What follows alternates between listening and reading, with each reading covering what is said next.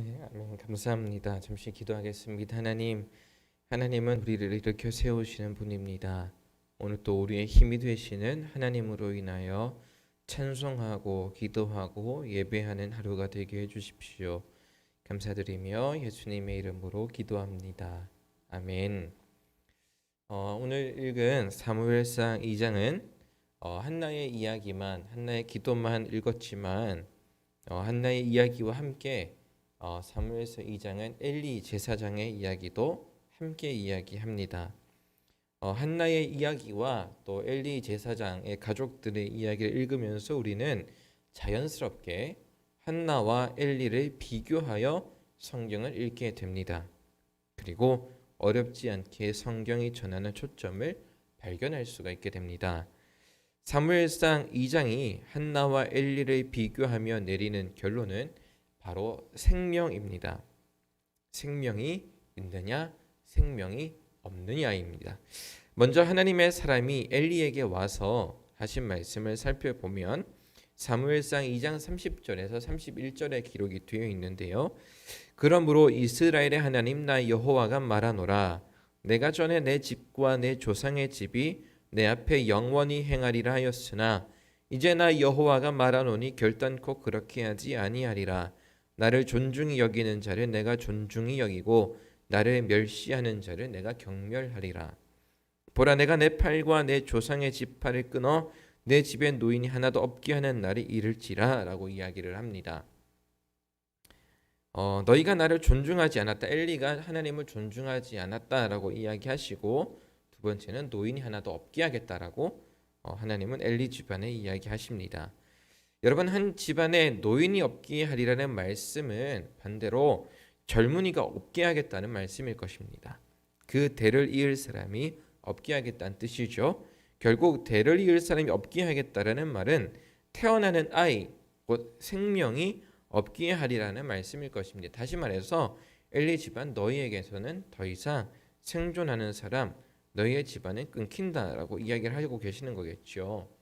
반대로 한나의 경우는 사무엘상 2장에서 어떻습니까? 이렇게 기록이 되어 있어요. 2장 21절에 여호와께서 한나를 돌보시사 그로 하여금 임신하여 세 아들과 두 딸을 낳게 하셨고 아이 사무엘은 여호와 앞에 자라니라.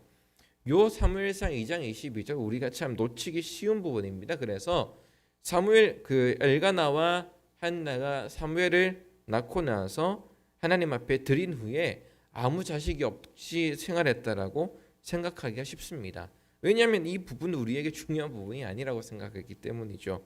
그런데 한나와 엘가나는 더 많은 자녀들이 분명히 있었습니다. 엘리의 집안과는 정반대로 여러분, 한나는 여지껏 없던 복을 누리게 되죠. 사무엘을 드린 것 이상으로 많은 자녀들을 얻게 되고, 또 엘리와 더불어서 삶을 고달프게 했던 브닌나와도 구분이 됩니다. 한나는 생명을 얻고 엘리는 생명을 상실해가는 과정을 우리는 사무엘상 2장에서 확인할 수 있는데, 이 생명과 죽음이 나뉘어지는 것, 한나의 기도와 고통 소리를 들으셨지만 엘리의 집안은 버림을 당한 이유는 하나님을 존중하느냐, 하나님을 존중하지 않느냐의 문제입니다. 좀 전에 읽은 말씀에서 기록된 것처럼 엘리의 집안은 하나님을 존중하지 않고 멸시했습니다. 그리고 우리가 알고 있는 것처럼 엘리의 아들들도 하나님을 멸시했습니다. 사무엘상 2장 17절에 기록되기를 이 소년들의 죄가 여호와 앞에 심히 크면 그들이 여호와의 제사를 멸시함이었다라고 기록을 하고 있죠. 마음에 하나님을 존중하는 중심이 없다라면 충고도 전혀 효과를 발하지 못하죠. 진심이 없는 말이 타인에게 들릴 리가 없기 때문인데, 회막문에서 수종드는 여인들과 동침한 엘리 아들들에게 엘리는 분명히 충고를 합니다. 혹자는 여러분, 엘리가 아무것도 하지 않았다라고 몹쓸 짓을 행하고 있는 자기 자녀들에게 아무런 것도 하지 않았다고 생각하지만 분명히 엘리는 충고를 합니다. 그러나 그의 충고는 전혀 아들들에게 전해지지 않습니다. 그 이유는 하나님이 뜻하셨기 때문이라고 성경은 기록합니다. 하나님이 뜻하신 바를 사람이 어찌할 수 없다는 것을 우리는 자연스럽게 받아들임과 동시에 우리는 항상 그분의 뜻대로 살기를 애써야 한다는 것을 어렵지 않게 생각해낼 수가 있습니다. 물론 우리의 노력과 또 애썼기 때문에 우리가 구원을 얻는 것은 아닙니다. 구원이라고 하는 것은 하나님의 전적인 은혜로 주어지는 것이기 때문입니다만, 분명 우리가 하나님의 뜻을 경청하고 그분의 뜻을 행해야 되는 것도 맞습니다. 하나님을 존중하지 않고 멸시한 엘리와 비교되어서 한나는 하나님을 존중한 것의 모범입니다. 성경은 한나가 하나님을 존중하였다라는 표현을 직접적으로 쓰지는 않지만 한나가 기도하였다라고 표현하죠. 그리고 그녀의 기도를 적어두었습니다. 그 기도가 오늘 사무엘상 2장 1절에서 10절입니다. 사무엘상 1장 3절에 기록된 것처럼 매년 자기 성읍에 나와 실로에 가서 만군의 여호와께 예배하며 제사를 드리는 꾸준한 자세도 우리가 눈여겨볼 만합니다. 매일 하나님 앞에서 성실하게 그분을 찾았으니까요. 그런데 중요한 거는 중심입니다. 한나의 기도에서 무엇보다 눈에 띄게 확인할 수 있는 장면은 그녀가 형식과 절차를 넘어서서 자기의 중심을 하나님께 쏟아놓았다는 사실입니다. 체면치레하지 않고 하나님을 찾았다라는 거죠. 한나는 자기의 괴로운 마음을 받아주리는 하나님밖에 없다는 것을 알았습니다. 지난 수요일에 앞서 이야기 나눈 것처럼 한나에게는 남편 엘과 나도 채우지 못할 빈 공간들이 많았습니다. 10아들 부럽지 않은 남편이 있었고 세상 그렇게 다정다감한 남편이 없었지만 그것이 한나를 채울 수는 없었습니다. 그녀의 고통과 눈물을 해소할 수는 없었습니다. 하나님을 존중하는 것이 여러분 기도라고 한다면, 그리고 기도가 하나님만이 채울 수 있는 내 마음의 영역이 있는 것을 인정하는 행동이라고 한다면, 하나님을 존중하는 것이란 하나님만이 나라는 존재를 채우시고 온전하게 하시는 분이심을 인정하는 행동입니다. 다시 말해서 하나님을 존중한다라고 하는 것은 내 삶에 하나님만 있다라는 것을 인정해야 된다라는 것이겠죠. 예배를 드리는 같은 공간에서 엘리의 아들들은 자기들의 욕구와 욕심을 취했고 한나는 반대로 하나님만 가지셔야 될 자신의 마음을 예배 공간에 두고 채워갔습니다. 그 한나의 기도의 내용, 오늘 읽은 본문의 내용을 요약을 하자면 용사의 활과 넘어진 자, 풍족하던 자와 줄이던 자, 많은 자녀를 둔 자와 전에 임신에 못하던 자가 비교되어 언급됩니다. 하나님의 다스림이라는 영역 안에서 사람의 상황은 고정적이지 않습니다. 하나님이 변덕을 부리셔서 용사를 넘어지게 하고 풍족하던 자를 줄이게 하고 많은 자녀를 잃게 하고 임신 못하게 하시고 그런 변덕스러운 하나님을 이야기하고 계시는 것이 아닙니다. 하나님이 마음대로 하시는 분이라고 이야기하는 것이 아니라 강하게 하시고 약하게도 하시는 하나님의 주권을 사람 그리고 존재가 알고 인정해야 된다라는 것을 의미하죠. 여호와는 죽이기도 하시고 살리기도 하시며 수월에 내리기도 하시고 거기에게서 올리기도 하시는도다. 하나님의 주권을 이야기하고 있는 것입니다. 그래서 이 고백은 우리가 잘 알고 있는 사도 바울의 고백과 매우 비슷합니다. 나는 비천에 처할 줄도 알고 풍부에 처할 줄도 알아. 모든 일 곧 배부름과 배고픔과 풍부와 궁핍에도 처할 줄 아는 일체의 비결을 배웠노라. 빌립보서 4장 12절입니다. 여러분, 바울에게 있어서 일체의 비결이란 우리가 늘 배우는 말씀, 내게 능력을 주시는 자 안에서 내가 모든 것을 할 수 있다라는 말씀이죠. 내가 어떤 상황에 처해 있든 관계없이 내 삶의 주가 하나님이시므로 나는 모든 것이 가능하다라는 고백이 한나의 고백이겠습니다. 여러분, 한나의 기도를 묵상을 하며 제 가정을 한번 생각해 보았습니다. 제 딸 유한이라는 생명을 우리가 아무 계획하지 않았는데도 주셨습니다.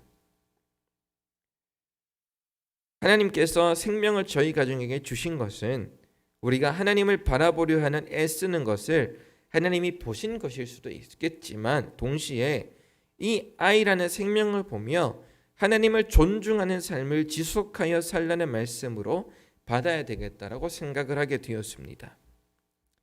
한 가정의 가장으로서 하나님을 존중하는 마음을 가질 뿐만 아니라 우리 가정 자체가 하나님을 존중하는 가정이 되어야 되겠다 생각을 하게 됩니다.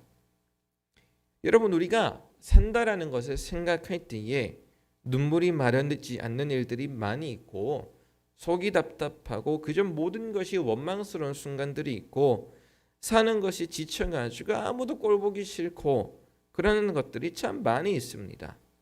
그리고 최근엔 그런 시간들이 아주 길었던 시간들입니다. 그런데 그렇다면 한나는 여러분에게 무엇라고 이야기를 하겠습니까?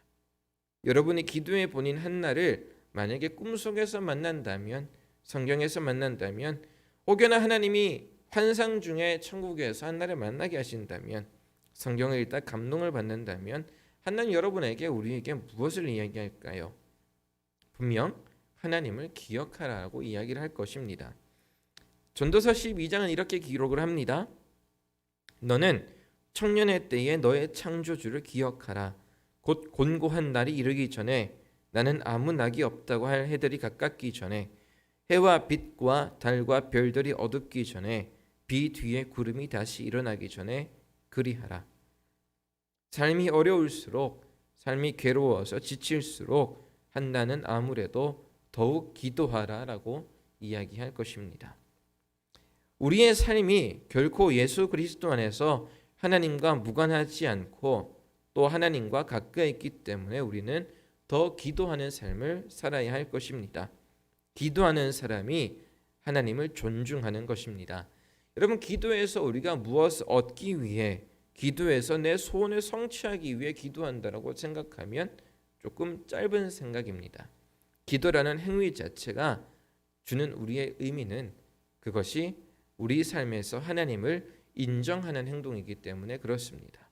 하나님을 인정하는 행동들을 우리가 매일의 삶 속에서 지속해 나갈 수 있을 때에 분명 하나님께서는 우리가 할 수 없는 많은 영역에 먼저 가서 일을 하셔서 넘어지고 황폐해진 우리를 반드시 일으켜 세워주실 것입니다. 그것이 교회 공동체이든 그것이 개인이든 관계는 없습니다. 공동체를 하더라도 개인이 모인 자리이기 때문에 그렇습니다.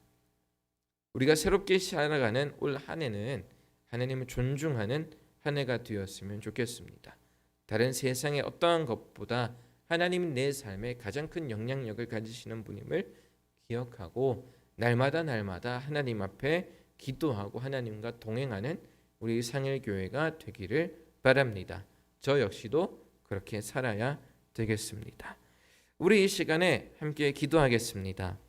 기도할 때에 분명 우리가 염두에 두어야 될 것은 하나님은 우리 삶 구석구석 함께 하십니다.